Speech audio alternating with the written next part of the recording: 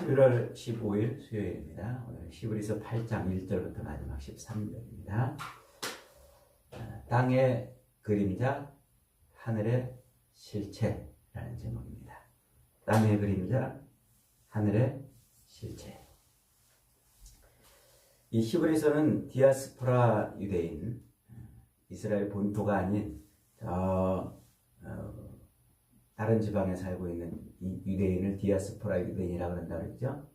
그 디아스포라 유대인들, 그 유대인들 중에서 유대교를 벗어나서 예수를 믿는 그런 사람들이 있었던 것 같아요. 그들에게 보내는 편지라. 이걸 잊어버리면 안 돼요. 이게 히브리서 전체의 근간이란 말이에요. 유대인들은 어려서부터 율법을 지키던 사람이잖아요. 몸에 할례를 행하고 그리고 매일같이 율법을 어기지 않고 지키려고 몸부림쳤던 사람이야. 그 율법에 대해서 아주 충분히 잘 알고 있었고, 그리고 또 성전 제사를 지키던 사람들이죠. 형식과 의식과 제도, 이것이 가장 완전체로 표현되는 의식이 바로 성전 제사란 말이에요. 그런 의식과 제도와 형식과 행함의 종교, 그런 종교를 믿고 있던 사람이 이제 예수를 믿게 되는 거예요. 갑자기 예수를 믿으니까 모든 행함으로 표현되던 종교적 의식들이 다 사라지는 거예요. 뭐만 남아요? 예수 믿음만 남는 거예요. 예수 믿음만. 그러니까 종교적으로 행하던 그 모든 의식들을 다 내려놓고 예수 믿음만 남는 거죠. 비유적으로 말한다면 우리나라 조상들한테 제사를 드리잖아요. 그래서 성동백서 맞나요? 동쪽에는 홍동백서라고 그러나요? 동쪽에는 붉은색, 서쪽에는 백색, 고기는 어떻게 놓고 밥은 어떻게 놓고, 그런 것들을 다 이렇게 절차를 따라서, 또 거기에 절은 몇 번 하고 술은 몇 번 따르고, 이런 절차를 싹 없애고 추도예배 사실은 적절한 표현은 아닙니다만, 추도예배로 모여가지고 거기서 찬송 부르고 말씀 한 줄 읽고 기도하고, 그리고 예배를 제사를 끝내는 거야. 그리고 얼마나 허망하다고 그러나? 허전하고 그러잖아요. 우리 형제들이 그래요. 옛날에 제사 드리던 방식이 아닌, 어머니 아버지 추도예배 드리는데 제사상 차려놓고 제사 드리는 게 아니라 같이 모여서 예배 드리고 땡 그러니까 다들 허전해 하는 것 같아요. 그런 것 같은 거예요. 그러니까 의식 행함을 하던 그 종교에서 그 의식을 쫙 빼버리고 그저 예수 믿음만 강조하니까 이제 멘붕이 오는 거죠. 멘붕이라는 표현이 맞는지 모르겠습니다만, 이게 맞나? 이게 예수 믿는 게 지금 이게 내가 신앙생활하고 있는 게 맞나? 이런 의구심이 드는 거예요. 그래서 신앙의 내적 갈등, 내가 뭘 해야 될 것 같은데, 뭔가를 해야 내가 예수를 잘 믿는 것 같은데 하는 그 내적 갈등이 이제 그 사람들에게 있었던 거예요.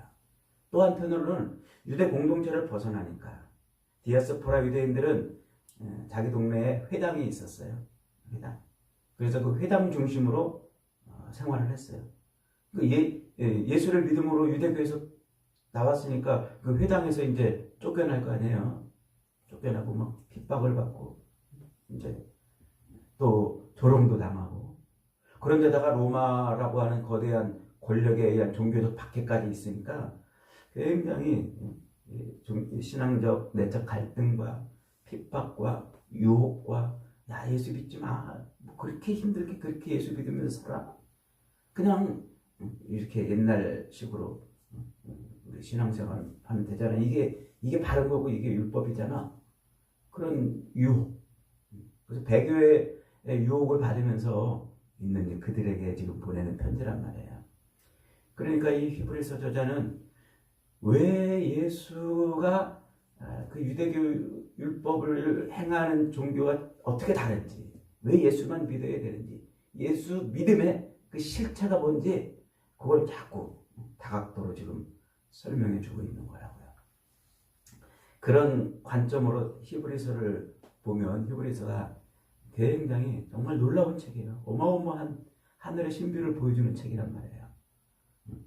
의식 행함으로 지키던 내가 이렇게 이런 걸 행해야 내가 지금 신앙생활을 하고 있구나라고 알고 있던 사람들에게 그 모든 의식과 제도를 싹 없애고 그저 그냥 십자가에 달린 예수를 믿는 믿음으로만 산다는 게 뭔지를 하늘을 열어서 보여주는 거란 말이에요. 얼마나 엄청난 책입니까? 오늘 우리가 읽은 이 본문은 이미 익숙해요. 여러 번 다 설교를 듣고 그랬기 때문에 익숙합니다만, 그러나 이게 충분히 이해가 잘 안 되는 부분이기도 해요. 또 실천도 잘 안 되고 말이죠. 내용은 간단해요. 예수 그리스도께서 그 옛 언약, 율법에 따른 구약의 그 대제사장에 의해서 집행되는 제사로 이루지 못한 것을 예수님이 오셔서 이루었다는 거예요. 간단하잖아요. 근데 그게 어떻게 폐해지고 예수님을 통해서 새 언약이 완성이 됐는지에 대한 그 내용을 사실 우리가 충분히 말은 이해하는데 그것을 충분히 우리 삶에서 구현해내지를 못하고 있어요. 오늘 1절 2절은 이렇게 시작합니다. 같이 읽어봅니다. 시작. 지금 우리가 하는 말의 요점은 이러한 대제사장이 우리에게 있다는 것이다. 이러한 대제사장이 뭐예요? 앞에서 이미 설명한 거죠. 그래서 구약의 율법이 이루지 못했던 것을 이루신 그분. 그래서 11조로 예를 들었잖아요. 어떻게 7장에서는 그 11조가 그 구약의 율법의 삶의 가장 핵심적인 거예요. 11조가 요구하는 게 뭐예요? 하나님이 너희 모든 것의 주인이야. 그런데 그 중에 10분의 1을 드림으로 그걸 잊어버리지 마라. 하나님이 내 삶의 모든 것, 돈이건 삶의 모든 것이건 다 너의 생명의 주인이야. 통치자야. 주권자야. 그걸 11조를 드리면서 늘 기억하거라. 이게 11조의 핵심이란 말이에요. 그런데 이 유대인들이 그 11조의 그 핵심, 하나님의 의와 하나님의 오래 참으심과 하나님의 신실하심, 그 의와 인과 신을 잊어버리고 그저 종교적 계명으로서 혹은 복받는 수단으로서 11조를 그렇게 드렸단 말이에요. 그러니까 하나님은 쏙 빠져버린 거예요. 자기들의 그 의만 남고 자기들의 그 이 땅에서의 삶을 위한 그 복만 추구하는 걸로 바뀌어버린 거야. 그러니까 율법이 요구하는 그 요구를 이루지 못한 거죠. 그걸 예수님이 이뤘다는 거예요. 즉 예수님이 우리의 모든 삶의 하나님이 우리 모든 삶의 주인이고 통치자이심을 그것을 예수님이 회복시켰다는 거예요. 그런 의미에서 율법을 완성하신 분이고 그런 의미에서 그 율법을 완성하는 제사인 십자가 제사를 이루셨기 때문에 그분이 대제사장이라고 했다고 했잖아요. 그분이 지금 우리의 대제사장으로 계시다는 말이에요. 그러면서 이렇게 말해요. 그는 하늘에서 지극히 크신 이의 보좌에 앉으셨으니 하나님 보좌에 계신다는 거죠. 성소와 참 장막에서 섬기는 이시라. 이 장막은 주께서 세우신 것이요 사람이 세운 것이 아니니라. 예수님께서 대제사장으로 이 땅에 오셔서 성소와 장막에서 행해지던 그 실제로 있던 이스라엘 백성들의 그 제사를 뭐 했다는 거예요? 완성했다는 거예요. 완성. 그리고 하나님 보좌 우편에 앉으셨다는 거예요. 늘 듣던 말이잖아요, 우리가. 그죠? 늘 듣던 말. 여기서 놓치지 말아야 될 아주 중요한 개념이 있어요. 이 장막은 주께서 세우신 것이니. 이 장막이 뭐예요? 여기 성막.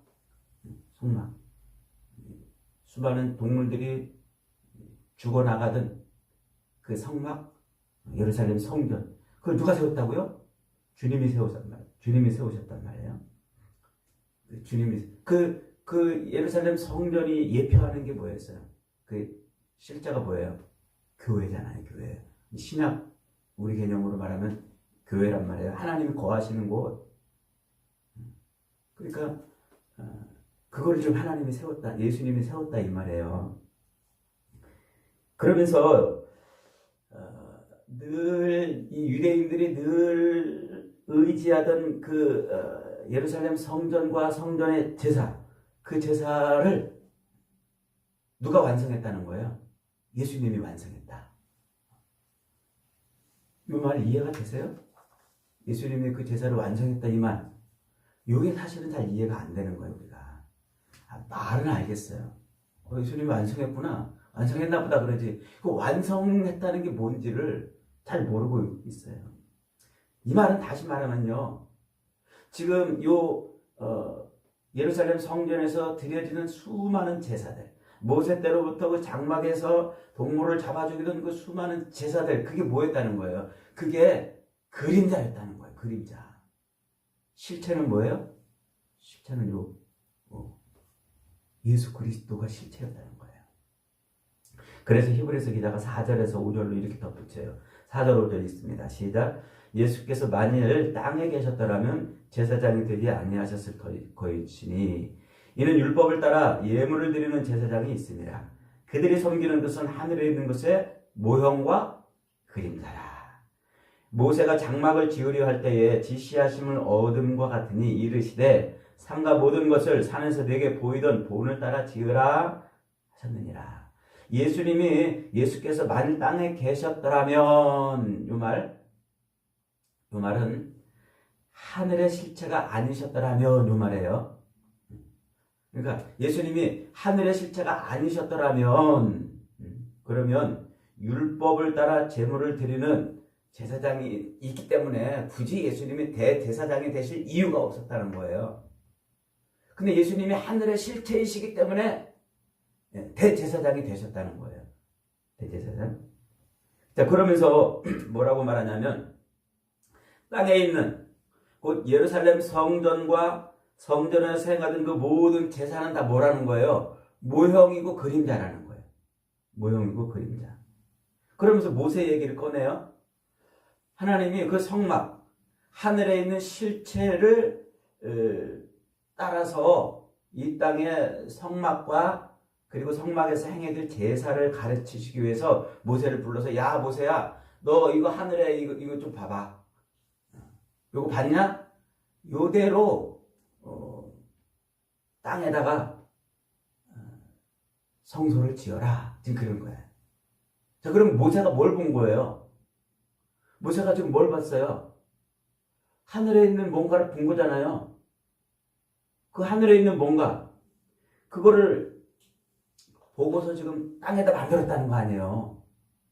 그러면 땅에다 만드는 그 텐트, 성막, 그 모형과 동물을 잡아 죽이는 그걸 봤을까요? 그걸 본 게 아니에요. 그걸 봤으면 이게 모형이라고 그러겠어요? 짝퉁이지.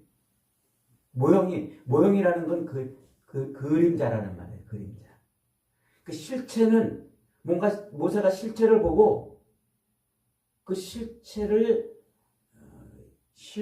이루려고 하는 모형을 만들었단 말이에요. 그림자를 만들었단 말이에요.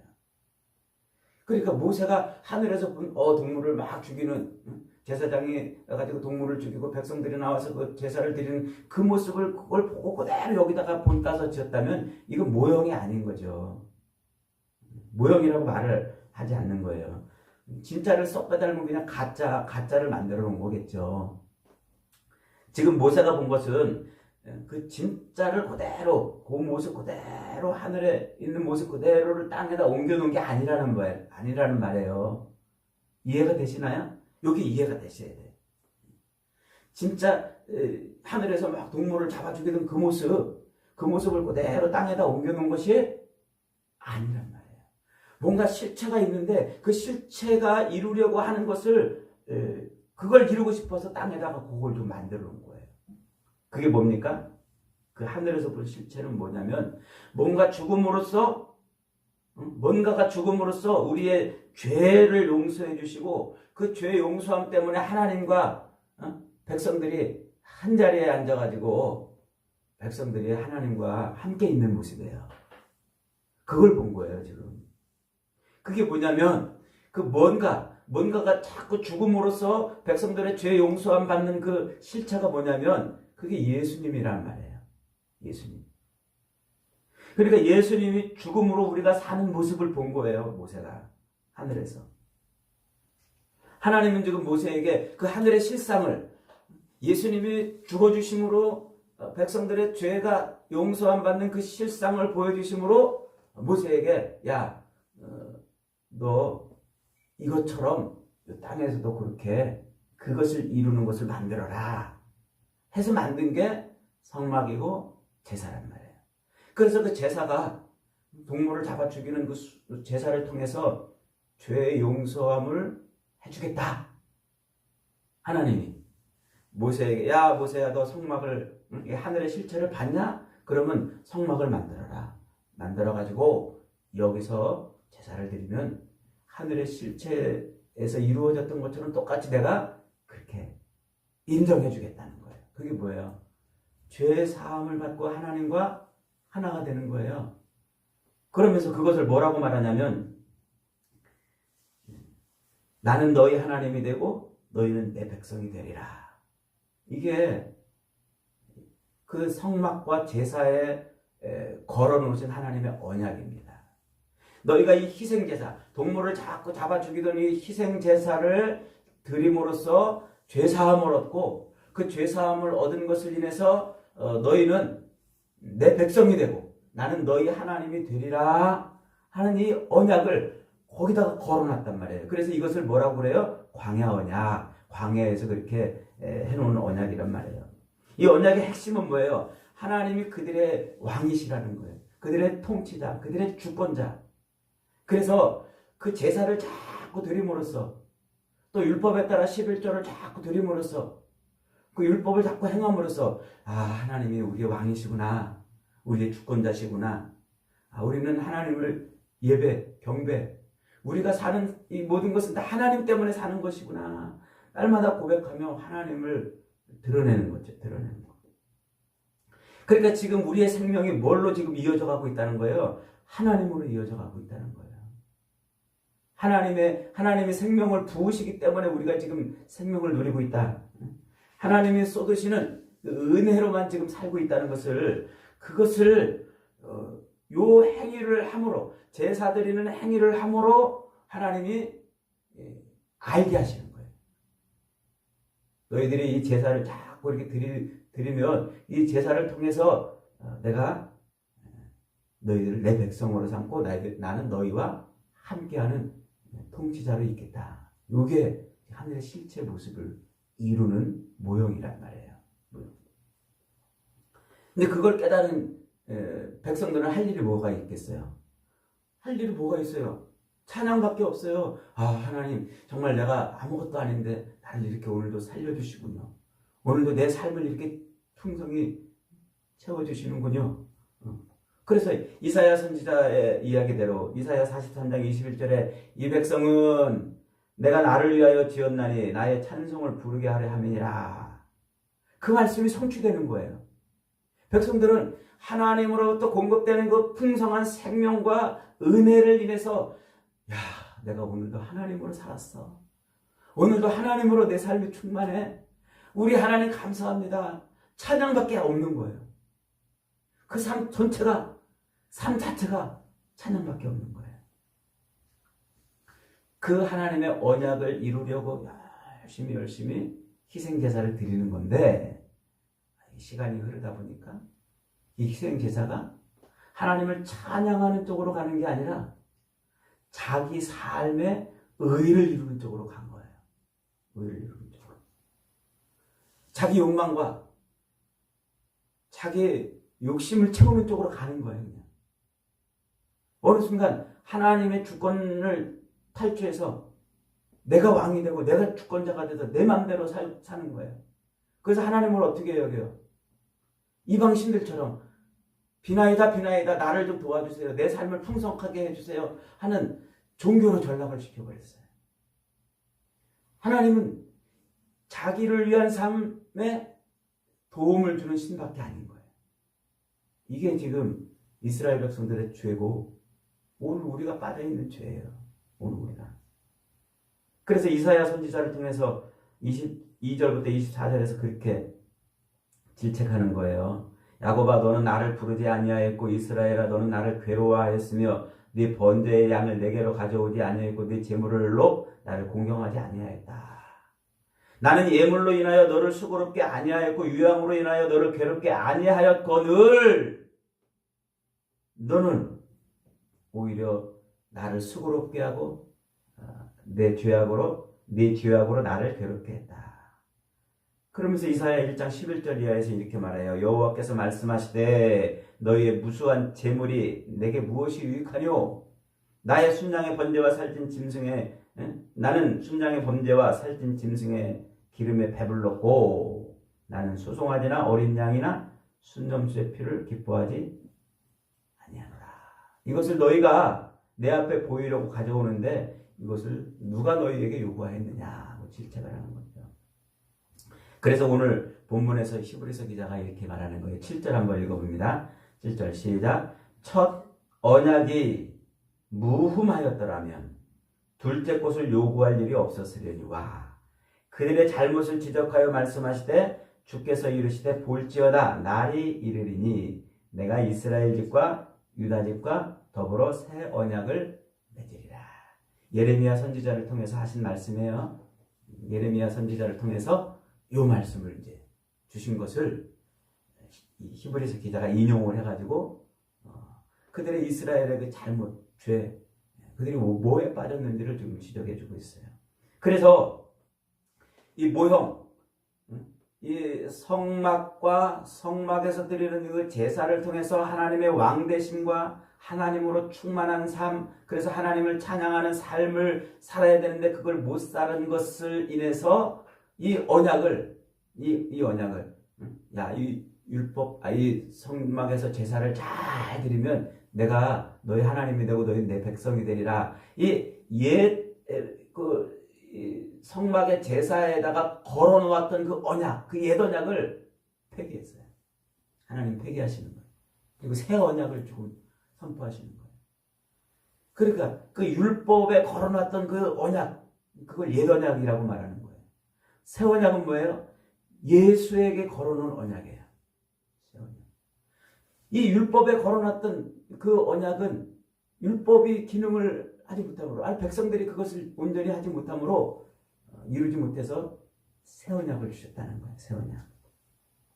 그래서 희생 제물로 잡아 죽이던 그 제사 방식으로 이루지 못했던 그 언약을 내가 새 방식으로 이루겠다. 그게 새 언약이란 말이에요. 그게 뭐예요? 그 예수를 십자가에 매달아 죽이시는 거예요. 그래서 히브리서 기자가 바로 그게 지금 새 언약이라고 말하는 거예요. 그렇게 예수님이 대제사장으로 오셔서 수없이 죽어가던 그 동물처럼 대신 죽으시고 그리고 그것으로 우리를 살리시는, 그래서 예수가 죽어서 우리가 사는 그 하늘의 실체 모습이 이 모형에서 이루어지지 않았기 때문에 이것을 하나님이 그 아들을 통해서 이루신다는 거예요. 하늘의 실체 모습, 모세가 처음 봤던 그 모습을 땅에 있는 것을 이루려고 하는데 못 이루어서 그리스도께서 오셔서 그 모형을 버리고 실제로 십자가에서 죽으심으로 이제 예수를 사는 삶을 하게 하는 거예요. 그래서 10절 말씀 봅니다. 또 주께서 이르시되 그날 이후에 내가 이스라엘 집과 집을 맺을 언약은 이것이니 내 법을 그들의 생각에 두고 그들의 마음에 이것을 기록하리라. 나는 그들에게 하나님이 되고 그들은 내 백성이 되리라. 돌판에 새겼던 것을 이제 백성들의 마음에 새긴다는 거예요. 그래서 뭐가 된다는 거예요? 우리 마음에 하나님이 법을 새기시는 거예요. 하나님의 법을. 그리고 그 하나님이 우리 안에 거하시는 거예요. 그래서 우리가 뭐가 돼요? 그리고 우리가 성전이 됐잖아요. 그리스도 예수의 십자가를 믿음으로 말미암아 우리가 하나님이 거하시는 처소로서 성전이 됐고, 그걸 다른 말로 뭐라고 그래요? 그걸 교회라고 그런단 말이에요. 교회. 그래서 오늘날 성도의 삶은 뭐가 전부라는 거예요? 예수가 전부인 거예요. 예수. 예수로 사는 거예요. 예수. 예수가 죽음으로 내가 사는 거예요. 그래서 나는 예수로만 사는 거예요. 다른 게 없어요. 예수로만 사는 거예요. 예수로만. 그러니까 이 땅을 사는 동안, 이스라엘 백성들이 이 땅을 사는 동안 동물을 잡아 죽이던 그 제사를 통해서 뭘 깨달으라고요? 우리는 하나님으로 사는구나. 하나님의 은혜로 살고 하나님이 부으시는 생명으로 사는구나. 그걸 알았어야 되는데 이 옛 방식, 옛 언약에 걸어놨던 이 방식이 그것을 이루지 못해서 폐기하고 새 방식, 새 언약을 걸어놓은 거예요. 예수 십자가를 통해서. 그 십자가를 바라보고 그 십자가를 믿고 그 예수를 인해서 사는 거예요. 그래서 예수님을 인해서 나는 하나님이 나를 살리셨구나. 예수 십자가를 바라보면서 하나님이 아니면 난 살 수 없는 존재였구나. 뭐 하는 거예요? 찬송하는 거예요. 찬양하고 예수로 충만한 삶을 사는 거예요. 그게. 그래서 이 놀라운 사실을 깨달은 바울이 갈라디아서 2장 20절에서 뭐라고 고백합니까? 내가 그리스도와 함께 십자가에 못 박혔나니. 그런즉 이제 내가 산 것이 아니요 오직 내 안에 그리스도께서 사시는 것이라. 나는 죽었다는 말이에요. 나는 죽었다. 그래서 내가 이제 육체 가운데 사는 것은 나를 사랑하사 나를 위하여 자기를 버리신 하나님의 아들을 믿는 믿음 안에서 사는 것이라. 그래서 믿음밖에 없는 거예요. 우리의 삶의 모든 게 다 믿음으로 규결되고 믿음밖에 없는 거예요. 믿음. 그래서 고린도 교회를 향해서도 바울이 이렇게 얘기합니다. 형제들아, 내가 그리스도 예수 우리 주 안에서 가진 바 너희에 대한 나의 자랑을 두고 단언하노니 나는 날마다 죽노라. 자기가 맨날 죽는 걸 자랑한대요. 뭘로 말미암아? 그리스도로 말미암아 죽는 걸 자랑한대요. 그래서 내게는 우리 주 예수 그리스도의 십자가 외에는 결코 자랑할 것이 없으니 그리스도로 말미암아 세상이 나를 대하여 십자가에 못 박히고 내가 또한 세상에 대하여 그러하니라. 그러니까 뭐라는 말이에요? 예수님의 죽으심으로 내가 사는, 그래서 예수로만 충만한 삶인 거예요. 내 삶 자체가 예수로 충만한 삶이에요. 예수로. 그래서 이제 내가 사는 게 아니라 누가 살아요? 예수가 사는 거예요. 예수가. 뭐 어려운 말이에요? 설교 듣는 말이잖아요. 맨날. 그건 솔직히 잘 어려워요. 저도 여러분에게 설명은 이렇게 하는데 잘 모르겠어요. 예수를 산다는 게 뭔가? 내 안에 예수가, 나는 죽고 예수로 산다는 게 뭔가? 진짜예요. 잘 모르겠어요. 이게 우리 삶에서 어떻게 구현이 되는지 설교는 하는데 잘 모르겠어요. 그래서 여전히 나는 또 뭐예요? 하나님 나 좀 도와주세요. 나 이거 이루고 싶고 저것도 하고 싶고. 큰 교회 하고 싶어요. 교회 커지고 싶어요. 성도들 좀 많이 보내주세요. 이런 욕망이 끊임없이 막 솟구쳐오른단 말이에요. 분명히 예수로만 충만하고 예수가 드러나는 삶을 산다고 말하는데 여전히 나는 이 땅에서 내가 바라고 원하고 요구하는 것이 있어요. 그게 이루어져야 내가 되는 것 같아요. 그게 안 되면 나는 아무것도 아닌 것 같고 실패한 것 같고 존재 자체가 존재의 의미가 없다고 자꾸 여기잖아요. 여러분 안 그래요? 저만 그런 거예요? 여전히 우리는 이 땅에서 내가 하고 싶은 게 있고 이게 이루어져야 내 존재의 의미를 갖잖아요. 하는 일마다 실패하고 하는 일마다 안 됐다고 생각해 보세요. 무의미하잖아요. 그래서 사람들이 죽는 거 아니에요? 자살하고. 우리는 예수로만 충만하고 내가 죽고 예수가 산다고 말을 하는데 안 돼. 이 삶에서. 알면 좀 가르쳐 주세요. 저한테. 여러분이 알면 가르쳐 주세요. 어떻게 하는 게. 우리 예수님이 마태복음 16장에서 이렇게 말씀하세요. 이에 예수께서 제자들에게 말씀하시되 아무든지 나를 따라오려거든 자기를 부인하고 자기 십자가를 지고 나를 쫓을 것이니라. 누구든지 제 목숨을 구원코자 하면 잃을 것이요 누구든지 나를 위하여 제 목숨을 잃으면 찾으리라. 만일 사람이 온 천하를 얻고도 제 목숨을 잃으면 무엇이 유익하리요? 사람이 무엇을 주고 제 목숨을 바꾸겠느냐. 매일매일 내가 아니라 주님이 살아나기를 나는 몸부림치고 그래야 되는데 우리는 거꾸로 살잖아요. 지금 매일매일 내가 자꾸 살기를 바라고 내가 드러나고 내가 뭔가를 이루고 내 소망이 내 욕망이 채워지기를 바라는 삶을 살잖아요. 예수가 드러나기를 바라지 않고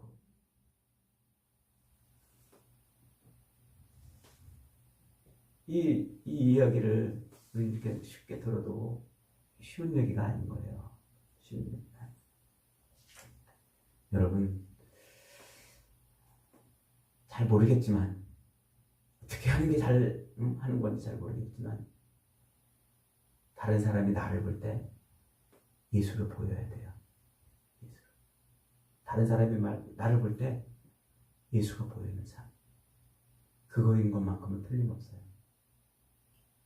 나를 볼 때 내 자랑이 드러나고 내 성공이 드러나고 나의 업적이 드러나는 것이 아니라 그래서 내 삶의 주인이 하나님이시고 내 삶의 주권자가 주님이심을 우리 날마다 십자가 앞에 엎드려서 고백하고 그 예수로만 충만한 삶을 살아내야 됩니다. 여러분 앉으나서나 예수 생각, 가나서나 예수 사랑, 누구나 일어서나 예수 사랑. 이것이 오늘 우리의 삶에서 이루어져야 되는 줄 믿습니다. 그렇게 예수로 충만해지는 것이 예수 믿는 것이고 예수 믿는 삶이고 예수를 바라는 삶이에요. 저와 여러분의 삶에서 늘 입술의 고백에서 매일 예수가 드러나고 예수로 충만해지고 예수로 가득한 그런 삶이 되시기를 주님의 이름으로 축복합니다.